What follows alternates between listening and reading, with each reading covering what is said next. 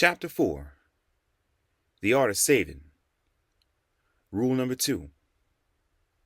Jamal met the Rev in front of the church on Pacific Avenue a little before noon on Sunday. The old man was suited up, a brown three-piece ensemble, and he was wearing a narrow-brimmed fedora. Somehow, the dapper image he cut amused Jamal. "Dude," Jamal said, greeting the old man warmly, "get yourself a walking stick, man. You're ready to step out in some kind of movie." Jamal's clothing still hung on him, giving him a scarecrow look. He could do laundry at his sister's house. A blessing. At the end of next week, he'd be getting his first paycheck from the packing company. "You said we were on for something today," Jamal said. "Talking money. You going to introduce me to the richest man today? Gunny on board?" "Yes, no, and yes, but not physically present. The Gunny, that is," the Rev said. He pointed, and he and Jamal began walking up the street. "Let's go over it again," the Rev said as they crossed the street to the other side of Pacific Avenue. "Rule number 1. Pay yourself first," Jamal said. "Explain," the Rev said. "Treat your savings like it's the first, most important bill you had to pay," Jamal said. "Okay," the Rev said. "You got the words down. It'll take some time now. See how you do with it." "Hey, I've done the deed," Jamal said, patting the passbook in his shirt pocket. "I'm a rich man now," he said. "Doubled down on the minimum. $10 whole," he said, shaking his head. Then more seriously, he said, "You report that back to Gunny." The Rev paused about halfway up the third block from the church, went through a door between two stores and into a small hallway at the foot of a long flight of stairs. He pressed a button below one of the two mailboxes. The name on the mailbox said Chen Li Mei. They were met at the top of the stairs by a small Asian woman who ushered them into, well, not a room, a space. One big open space. "Welcome," she said with a slight accent. "Welcome to my studio." "Chen Li Mei," the Rev said. "This is the young man I spoke to you about, Jamal Thomas. Jamal, allow me to introduce you to Chen Li Mei, my favorite artist in residence here on Pacific Avenue."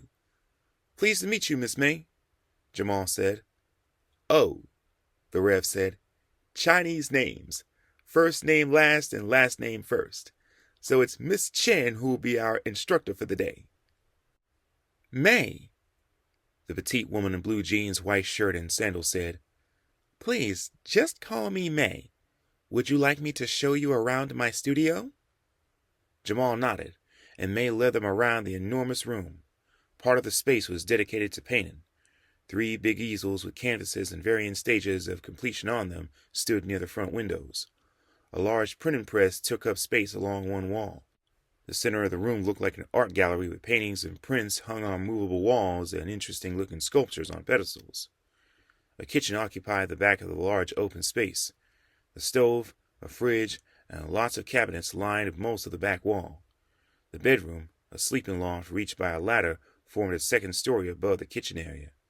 A small bathroom with a shower took up the corner opposite the studio's front door. Mei motioned the men to a small round table near the stove. Ah, the dining room, Jamal thought, amused.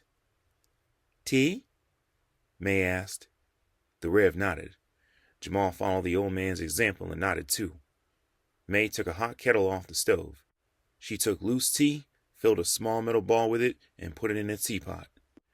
She poured the hot water then and allowed the tea to steep while they discussed the weather, the growing number of artists moving to Pacific Avenue, a new gallery for the art co-op, and Mei's plans for a trip to New York to see her sister and to speak with some gallery representatives. Tea was poured. Finally, they were all seated around the table, each with a hot cup. "Jamal is facing some severe financial challenges, Mei. He's working now, but the pay isn't great. He's worried," the Rev began. Mei smiled. "When you are an artist," she said, "especially when you are a young artist, you learn a lot about not having much money. That is why Reverend Wright wanted me to share my experience with you." Jamal nodded. "I can sum this all up in one sentence," she said. Your notebook, Jamal, the Rev said. You can write this down. Rule number 2. Oh, rule number 2 is it? May said, laughing. I am honored to rank so highly on your list. Then, rule number 2, she continued. If you want to have more money, spend less. Jamal repeated the words as he wrote them down in his notebook. If you want to have more money, spend less. When he finished writing, Jamal looked up at May and the Rev. Easy for you to say, Jamal said. Not easy all the time. Sometimes quite challenging, May said. But you may also find that not spending money can be fun, exciting, liberating. It can spur your imagination and draw on your creativity. You make it sound like being broke is a blessing, Jamal said. You're broke? The Rev said. Jamal smiled. Being short on cash, he said. Look around you, May said. Not the art. Everything else. Maybe it's easier for a young artist. You are full of passion for your own work. You know you won't have lots of money, so you improvise and use your creativity. Look around, she repeated. Nearly everything you see here, except the artwork, I found somewhere on the street or near a dumpster. Even the art, for that matter. I use many things that other people have discarded.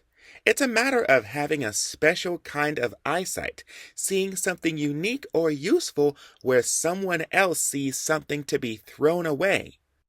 Look, I understand stuff like tables and chairs, Jamal said. Well, what about personal stuff? Shoes, clothing, man's got a dress, you know. Glad you brought that up, the Rev said. You are looking a little raggedy. Now, how do you like this suit I'm wearing? Fine. Nice threads, Jamal said. Big name designer fashion, the Rev said. Cost me $10 at the thrift store. Damn, Jamal said. Looks custom.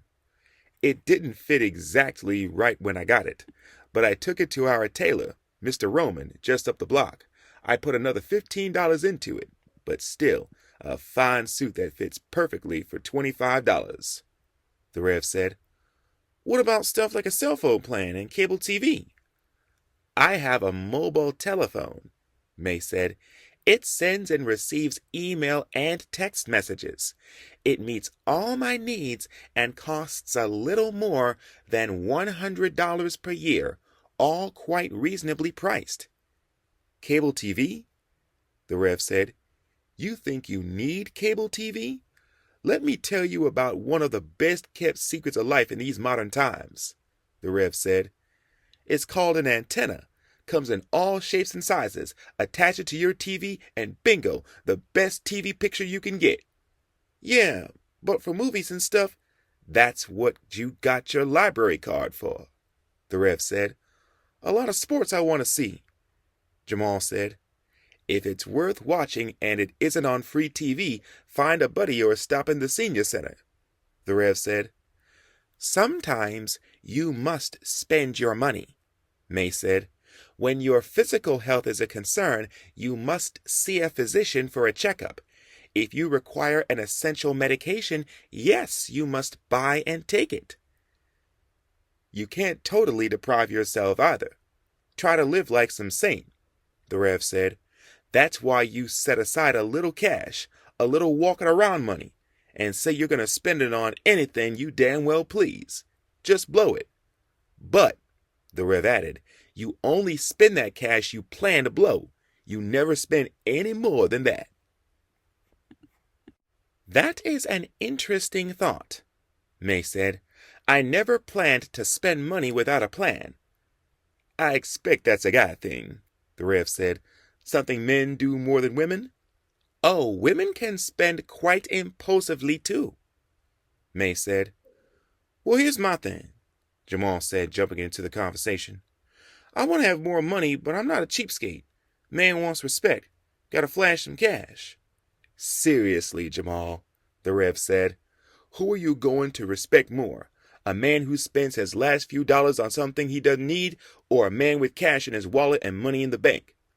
I need, Jamal started. Need. The Rev cut him off. That's the key word. How do you know if you really need something instead of it being something you just want? What are the consequences if you do not spend the money? May said. What is the worst possible thing that can happen? Will someone die? The Rev continued. Will someone be ill or be seriously injured? Will someone be arrested? Will you cause yourself a financial setback just when you're starting to move forward? If you want to have more money, spend less, May said. What is more important, having more money or having to worry about what some other people think of you? You listen to her, the Rev said. I see you're nodding your head, but I know how you young people can be, wanting some special kind of this or fancy bit of that. No artist would think badly of you, May said. Maybe you should just declare yourself to be struggling artist. Then, no problem. Jamal laughed at the way she said it and at the idea that he could ever be an artist. He didn't even mind how they had ganged up on him. Okay, he said. Okay, I get it. If I want to have more money, spend less. I'm not spending hardly anything now, but I understand what you're saying. Illustration of Jamal's notebook. The rules. Number 1, pay yourself first. Number 2, if you want to have more money, spend less.